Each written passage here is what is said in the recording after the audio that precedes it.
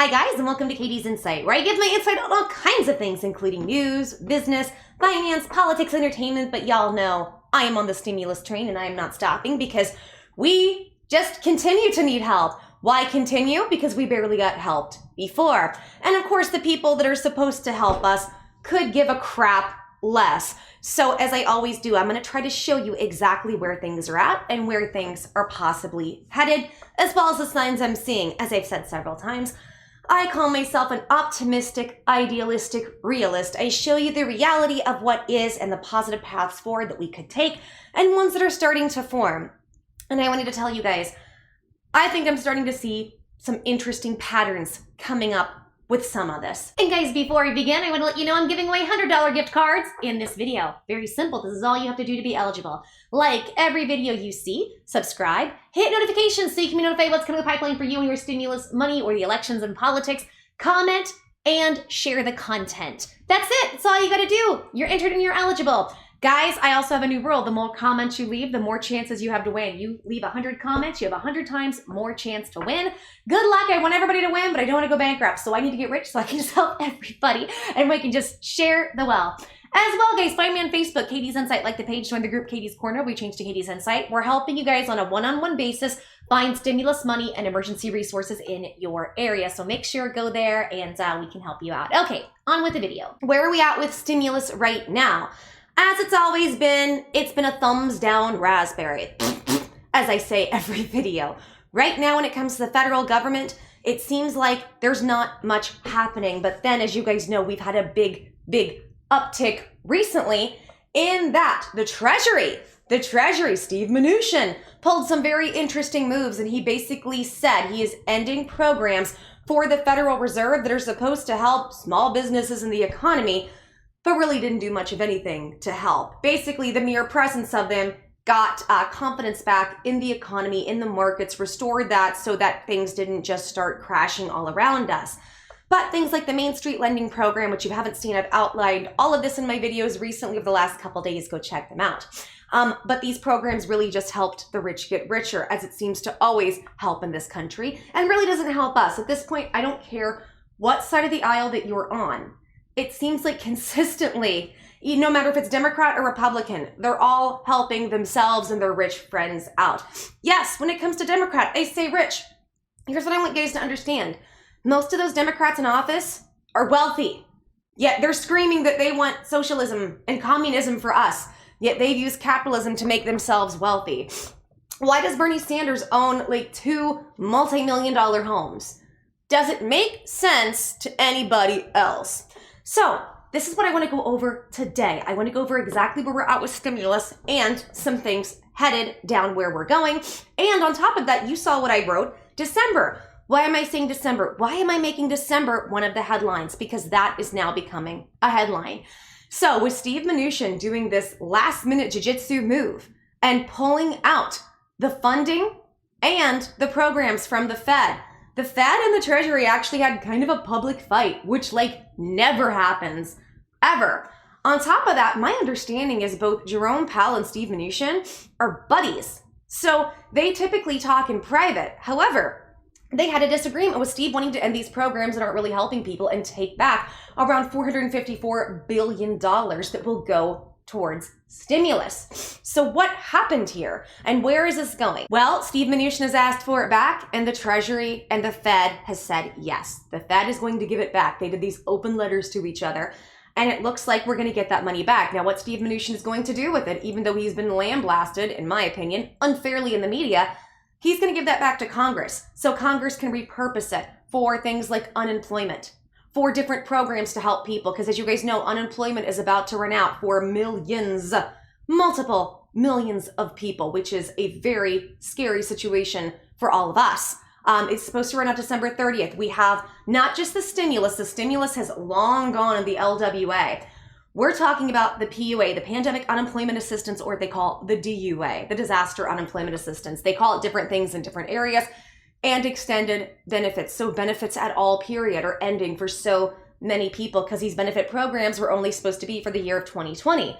And as we know, our officials in Congress love us so much and they care about our well-being so much that they just haven't decided to pass anything at all.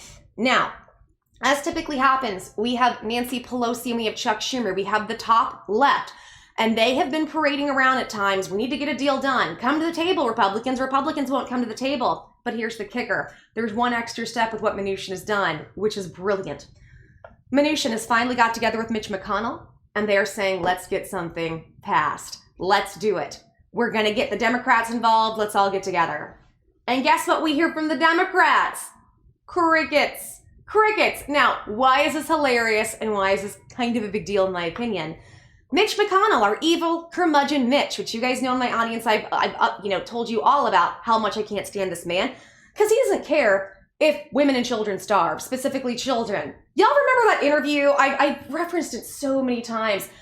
It was about his skinny bills, right? And him trying to get that passed. And do you guys remember what this MFer said? Do you remember? So on this one, they were asked about, okay, in your bill, you don't have any money for the SNAP food stamp assistance program, for any programs to help children eat. So, and people are starving. So what are kids supposed to do? And he was like, if we open up the schools, they can eat at school.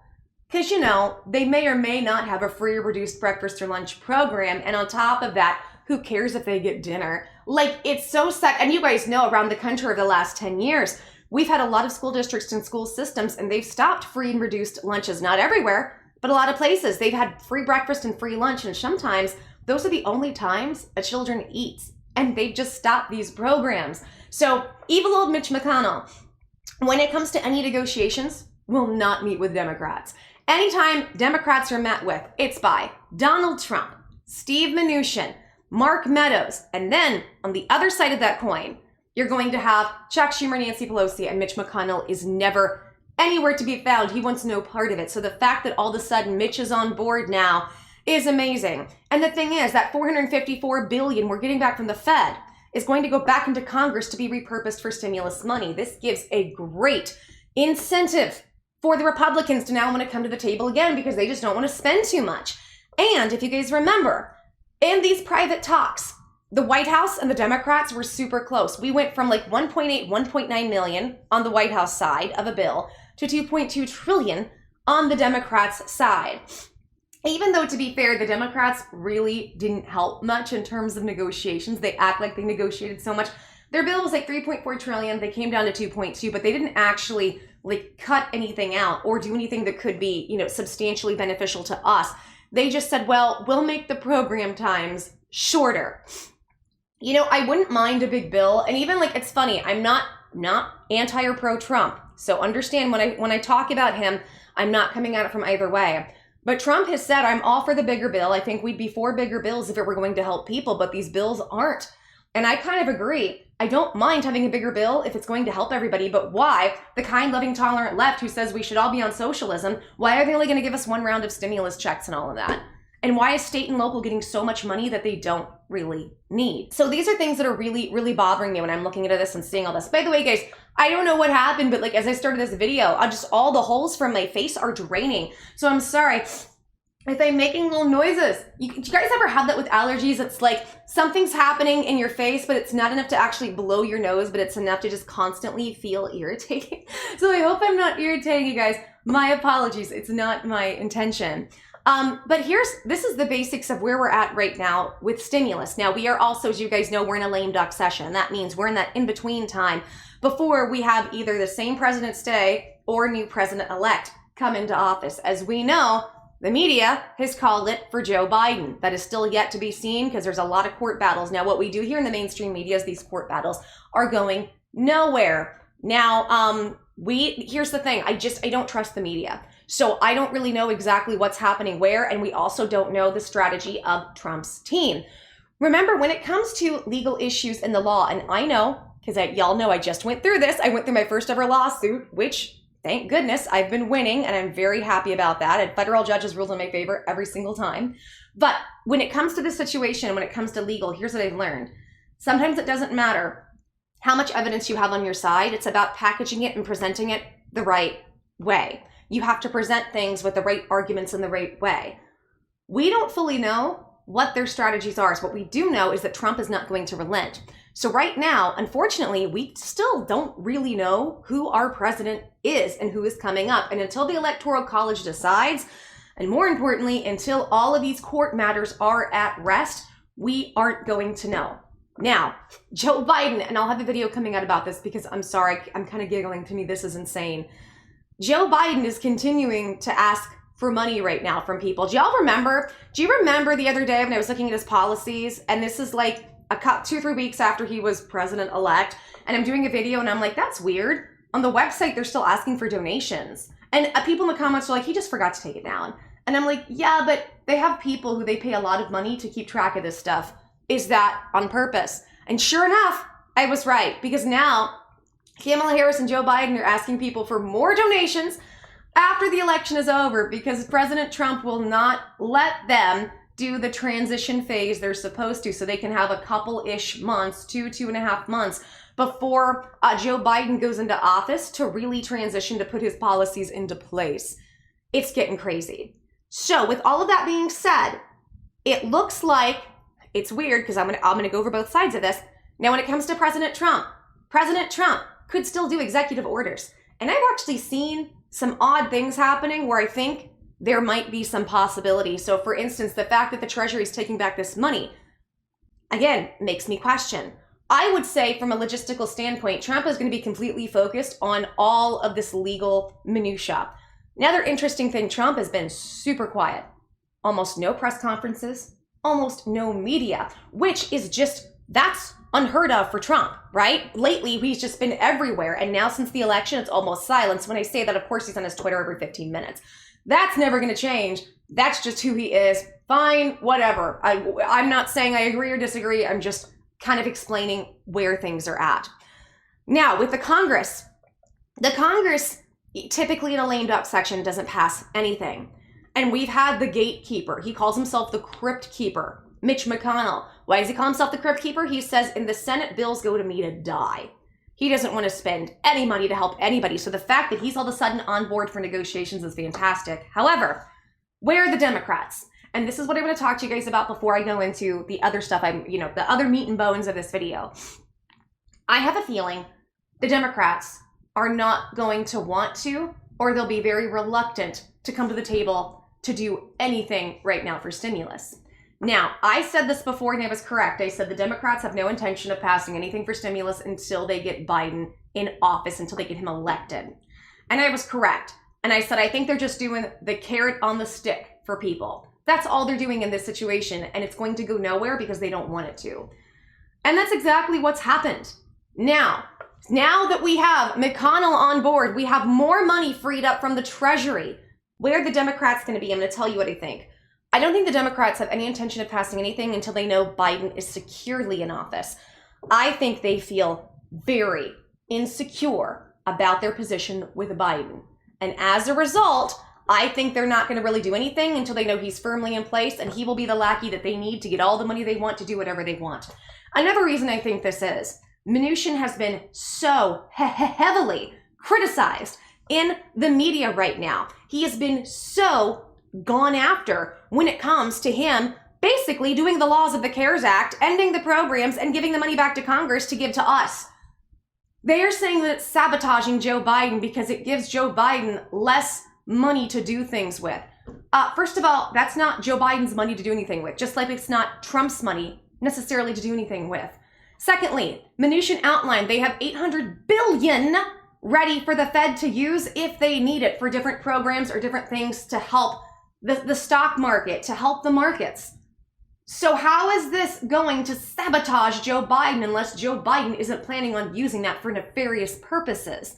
I'm not saying he will. I'm not saying he won't. I'm just saying a lot of people playing games. The Republicans play the games of let children starve, and the Democrats play the game of we act like we care about you, but we're going to steal money from you. I don't like any of these people. But that's a little overview of where we're at and where things are transpiring. So I wanted to go over some of that before I get into some of this other minutia of what I am seeing. So the first thing is, I've heard a lot of people, they go back and forth about whether or not we're getting stimulus in December. Everything kind of points to we're not, but we have a lot of movement and traction, and that's good. And that means It's possible, and we have people right now on our side. I think Mnuchin, more than anybody else, is on the side of the American people, period. Now, we also have Mitch McConnell. He's not on the side of people, obviously, but he's now come to the table where he hasn't before. These are fantastic moves. So I want to go over this with you guys, and this is from MoneyWise. It says, will you get a second $1,200 stimulus check by Christmas? Let's go into that and see if there's any missing info. And then I want to get into the meat and bones of this. Executive orders. They might be coming. Americans say they'll be more willing to spend this holiday season if the government comes up with a second round of $1,200 virus relief payments. You know, stimulus checks. Can Washington provide the cash in time for Christmas? Congressional leaders, President-elect Joe Biden, departing President Donald Trump, we'll see, and officials in his administration all say they'd like to see a new aid bill come together quickly. But the various parties fall apart on the details. Here's what we know right now about the chances you'll get another stimulus check in the coming weeks. It says a recent Franklin Templeton Gallup survey found 16% of Americans plan to spend more on holiday gifts this year, but that jumps to 22% of the government comes through with more $1,200 relief payments. I'm sorry, I see stuff like this and I'm like, does that really need to be a study or a survey? Yeah, if people have more money during the holidays, they're gonna spend more on gifts. Like, do we really need scientists to sit down and measure that? There's just certain things like that where I look at that and I giggle. I'm like, why are y'all doing that? Meanwhile, 30% cent, guys. It's still early. Meanwhile, 37% are planning to spend less this holiday season, but that drops to 30% if consumers receive second stimulus checks. Congress must now do a virus relief bill. Trump tweeted earlier this month, needs Democratic support. Make it big and focused. Get it done, he says. Treasury Secretary Steve Mnuchin told CNBC on Friday that Republicans want to sit down soon with members of the opposing party to draft a bill. For the people that really need it, Mnuchin negotiated nearly nonstop with House Speaker Nancy Pelosi before this election, but they couldn't reach a deal. The White House previous proposal called for more stimulus checks. Aid measures supported by Democrats also have included additional direct payments to Americans. So what's the possible timeline for second stimulus checks? It's been more than 7 months since the IRS started distributing the initial round of aid money for Americans. A survey from the U.S. Bureau of Labor Statistics found that close to 60% of Americans used their first stimulus check to pay for basic expenses like groceries and utilities. Some also invested the cash or found other unspecified purposes for the money. Those may have included buying affordable life insurance. Sales of life insurance policies have surged this year in the shadow of the pandemic. That would make sense. But the two major political parties have disagreed on a number of issues regarding the next aid package, beginning with its size and scope. Biden and other Democrats think the government should spend at least $2.2 trillion. Republicans favor a price tag as low as $500 billion. The president-elect said last week that Republicans may be more willing to bend once Trump is out of the picture. If Biden is wrong and a breakthrough can come quickly after Congress's Thanksgiving break, and if it includes a new direct payment, Americans could start receiving money by late December, based on how fast the cash started flowing for the first time. But if the negotiations fail again, a deal might have to wait for the new Congress and new administration in January, meaning no stimulus checks before February. So now this is, I'm sorry, I'm looking at this and this is kind of condescending. It's like, what to do while you wait? Pull back on your spending. It gives you these tips. Really? Like we all aren't deciding which bills we can pay to be able just to stay in our homes. It says, get a grip on your debt. You mean don't pay any debt right now because you can't? Mow down your insurance costs. I'm sorry, who can afford insurance right now? Anybody? Sound off in the comments if you actually have insurance. And refinance your mortgage. It's funny because these are rules for people who have some money and wiggle room in this situation. Like, what about the majority of us who can't stay in our houses because we can't pay rent and we're starving? Can't afford our medication. What are we supposed to do? So I don't know. Whenever I see these lists of stuff where it's like, here's what you do while you wait for stimulus. Don't spend money. oh, just consolidate like we have all this magical money just to go ahead and try to do these programs and get more insurance. It's a scary situation when you have a country where most people can't afford insurance and there is a pandemic afoot. Because what does that mean? What does that mean? But again, welcome to America 2020. So there's really nothing else in here that I haven't echoed. It's all going to depend on if the Congress can come together. And I'm just telling you, I have a sneaking suspicion that Pelosi is not going to want to do anything until they have their boy firmly in check. But it doesn't mean something can't happen, because I have been contemplating this lately. Can President Trump step up and do executive orders? Remember, he teased it. He said, there's a rumor that I can do it. I think I can do it. Y'all remember this, right? President Trump saying these things. So I'm wondering, and he said there is unspent CARES Act money. Well, here's unspent CARES Act money. And if Joe Biden and company keep saying, we're being sabotaged by not being able to have this money, well, this wasn't your money to use, unless they know a loophole to use it however they want. If that's the case, why can't Trump use loopholes to try to get us stimulus checks? Because I'm sorry, I don't see the Democrats doing that much to step up and help us. Look at that $3.4 trillion bill, and we have one round of stimulus checks. That's not helping us very much. So now let's get into executive orders. This is where I want to go into both whether or not either Trump or Biden are going to put executive orders into action and when that's going to happen, because I have an article talking about from NBC News that the Democrats right now are pushing Biden when it comes to stimulus to use executive powers and executive orders. Funny, because I heard the Democrats scream Trump would never be able to do executive orders to help anybody with. And then he did. And then they said, well, stimulus checks, he's never going to be able to do that. And I wonder if that's going to happen. And guys, when I'm saying left and right, Democrat, Republican, I am not talking about you fine people watching that lean one way or another. All of you are reasonable enough that I believe we could sit down in a bar. You could have a beer. I can't. I'll get sick. I'll have a real strong ice water, extra cold, right? Almost maybe right around freezing, like kind of where it gives you a brain freeze. That's my jam. Or maybe when I get better and one day I can have soda or pop. When I can have a soda pop again, I love the carbonation. I love it when it like stings your nose, the bubbles. I don't know why, but I'm all about that carbonation, the carbonation life.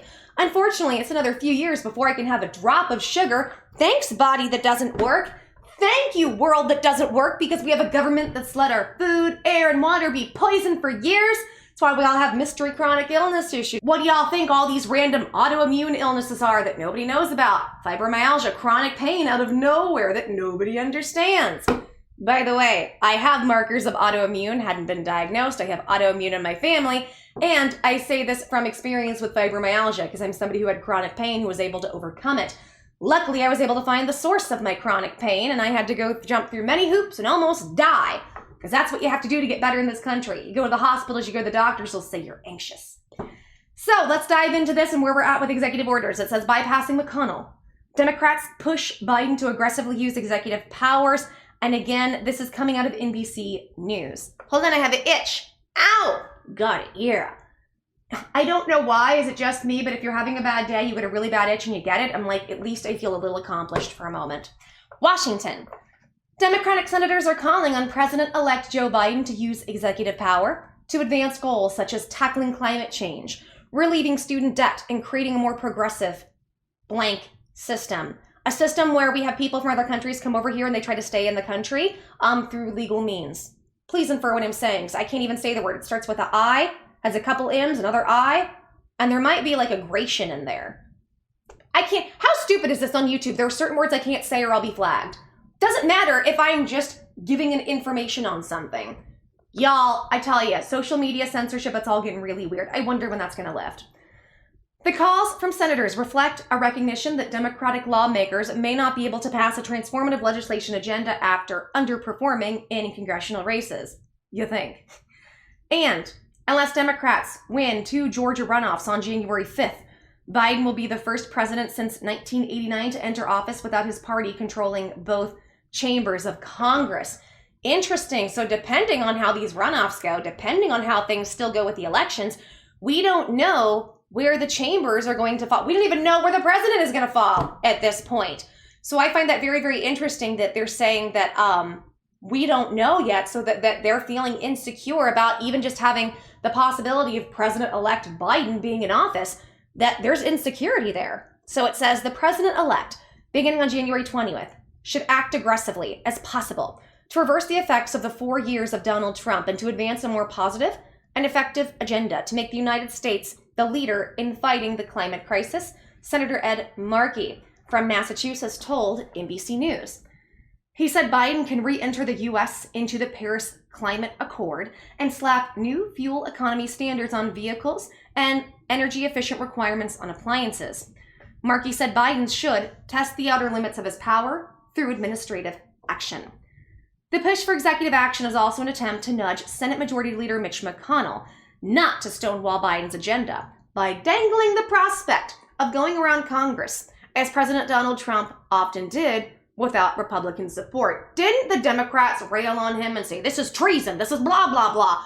But now they're saying, oh, go ahead and do it, Biden. It's just, I'm so tired of the hypocrites. And I can hear y'all, and I agree. There's also hypocrites on the other side, like when they were trying to confirm a SCOTUS, right?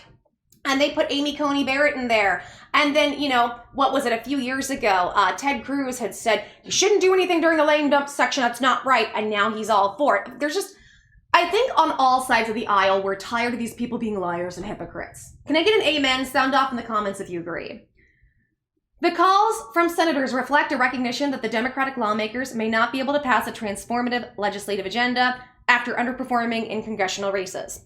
And unless Democrats win 2 Georgia Senate runoffs on January 5th, Biden will be the first president since 1989 to enter office without his party controlling both chambers of Congress.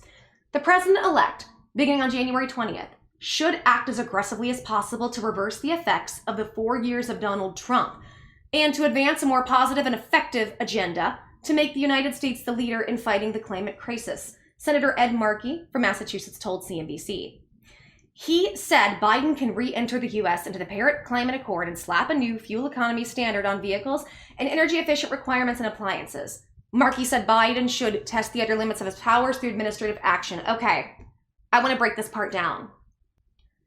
I am all for doing things that make a better, stronger environment. And I'm all for cleaning things up. I'm super, super environmentalist in that regard.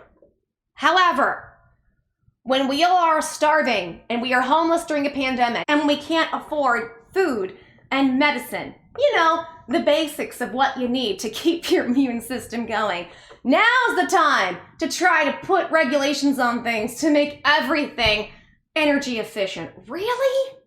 Really, y'all? How about we clean up all the chemicals, the heavy metals, and the poisons in the food and the water so our immune system can do what it was designed to do? How about that? How about we all don't walk around absolutely incredibly sick with different illnesses, even just the simple fact, guys. Okay, so do you guys remember this? How old am I? I am 36 going on.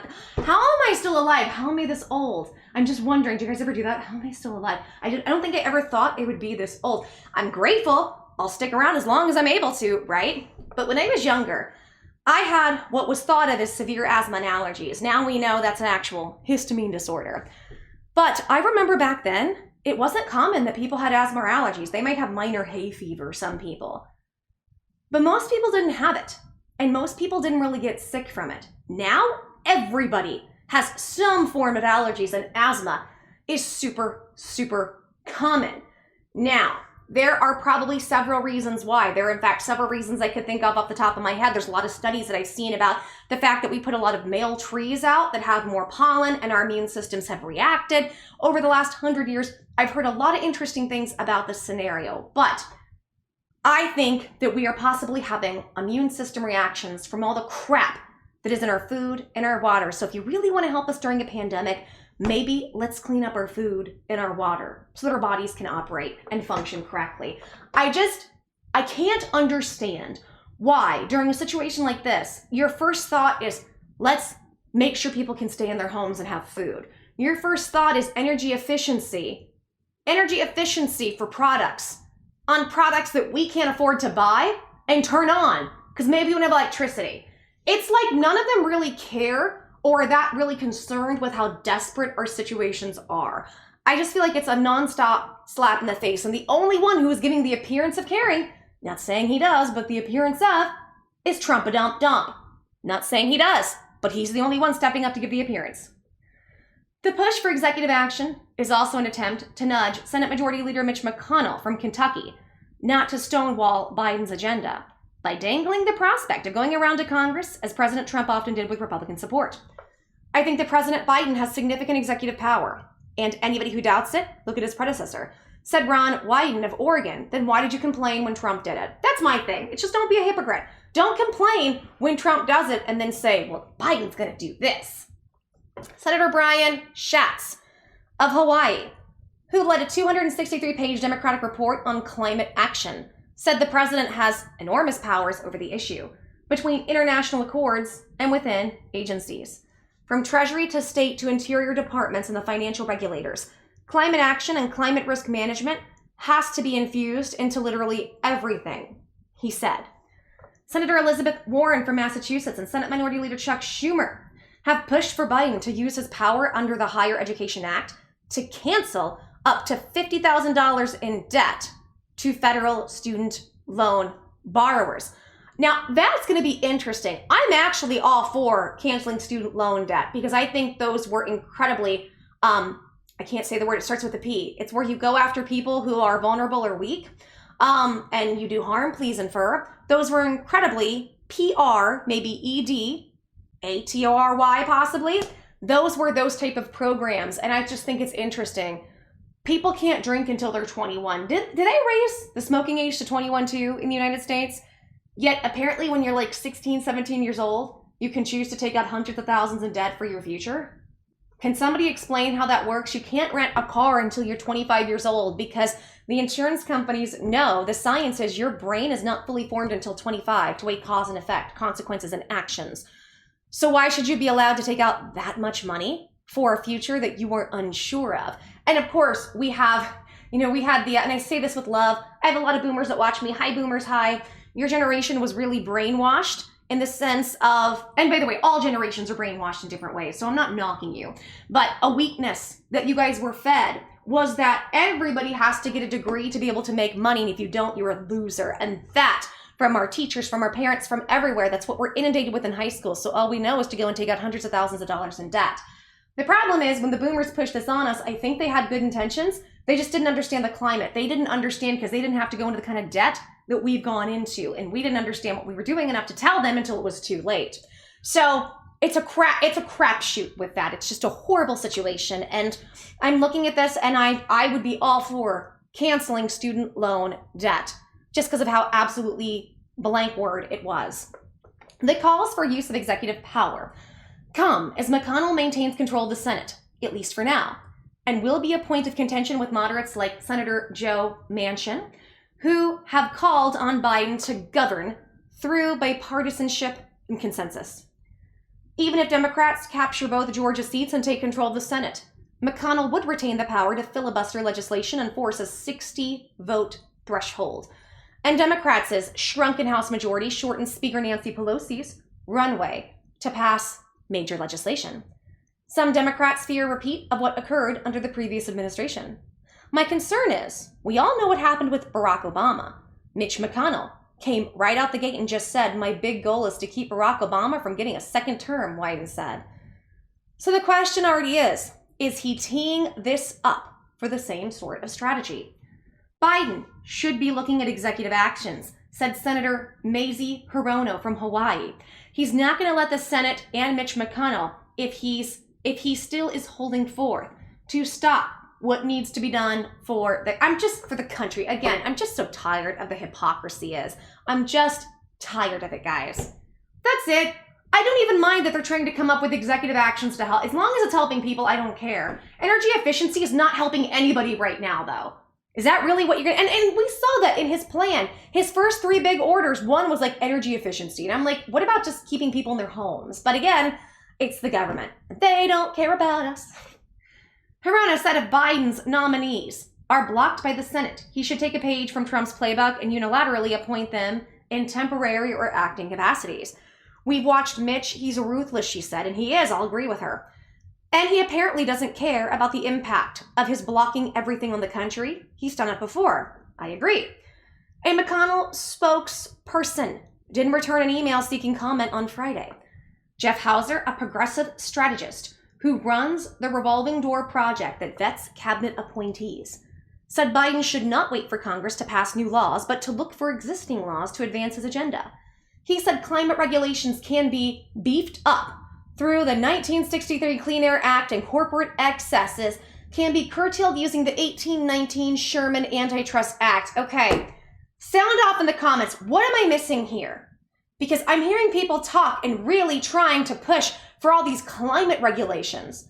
Funny enough, they push for climate regulations, but then they let Nancy Pelosi and the West Coast burn because they're trying to do all these things for environmentalism and conservationism that don't work and make things 10 times worse.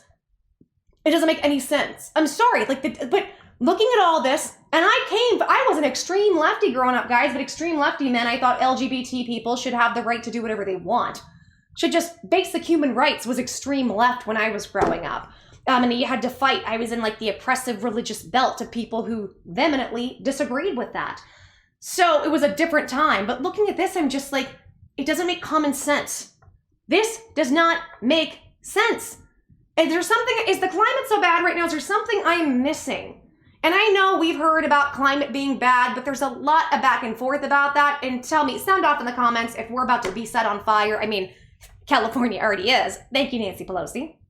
Says, you don't necessarily need to pass new laws to solve problems. You can implement old laws, Hauser said.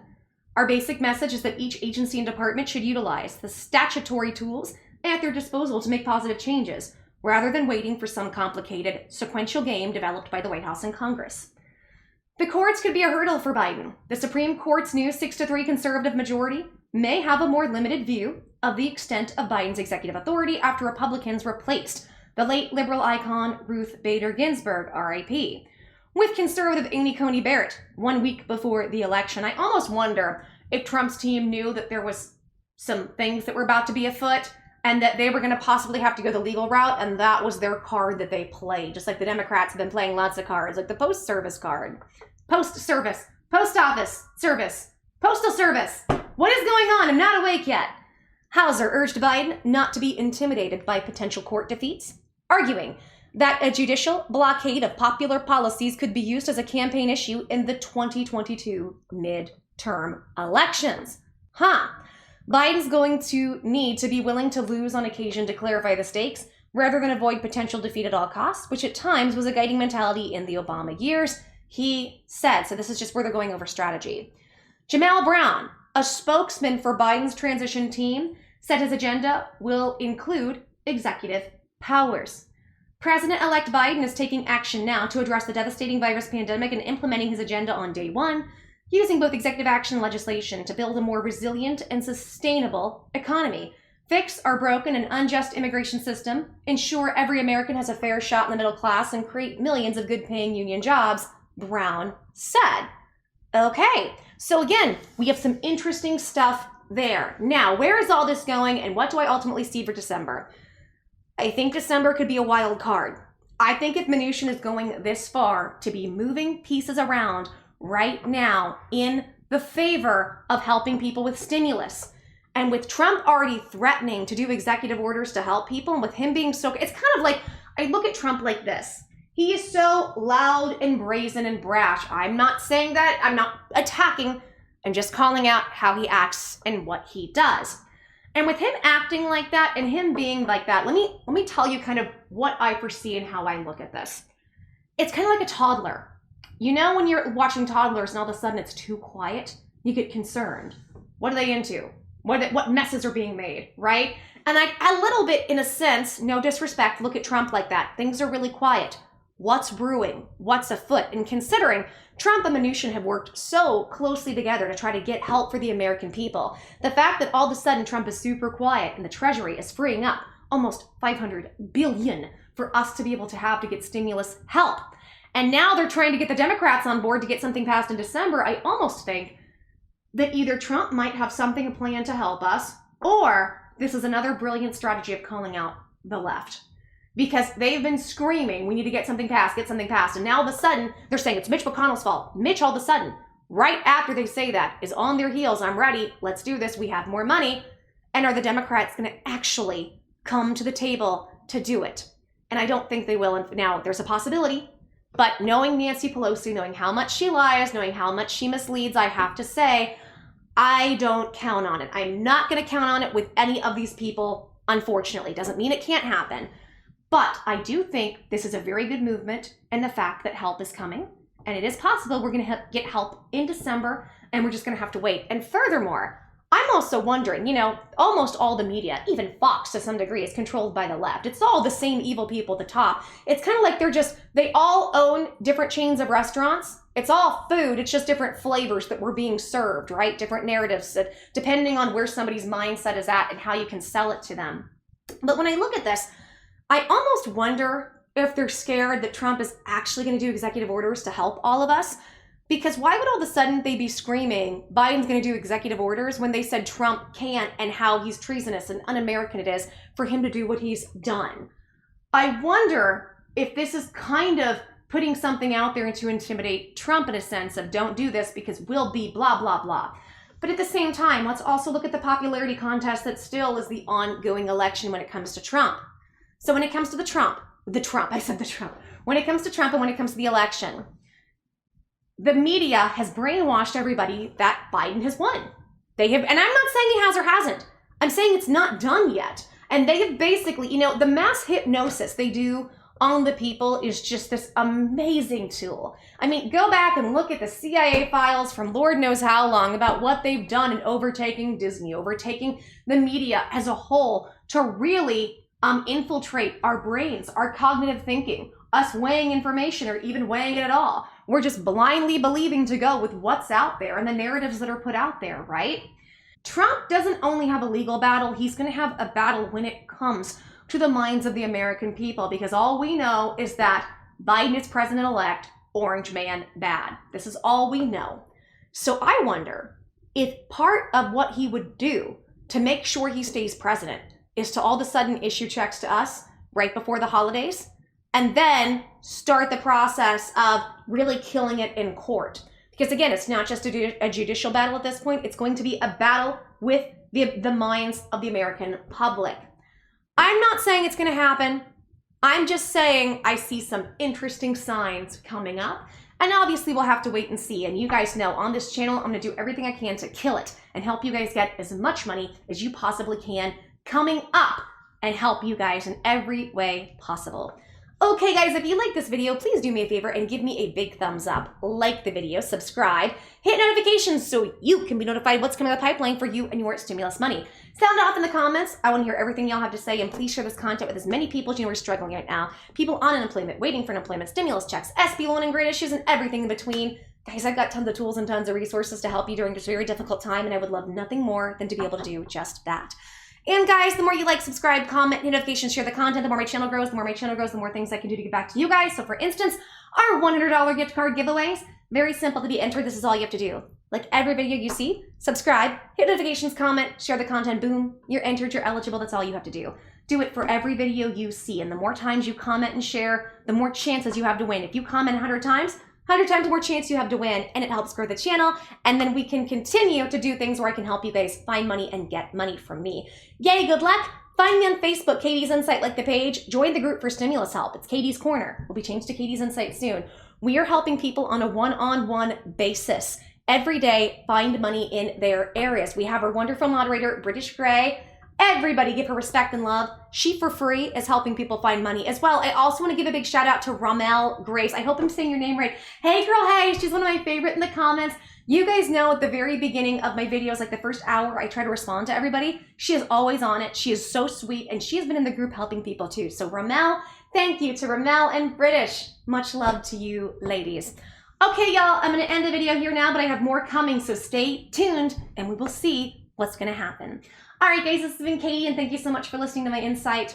I'm so grateful. I am so insanely grateful to every single one of you for changing my life, and I'm going to dedicate myself and work every day to do everything I can to help you guys in the process.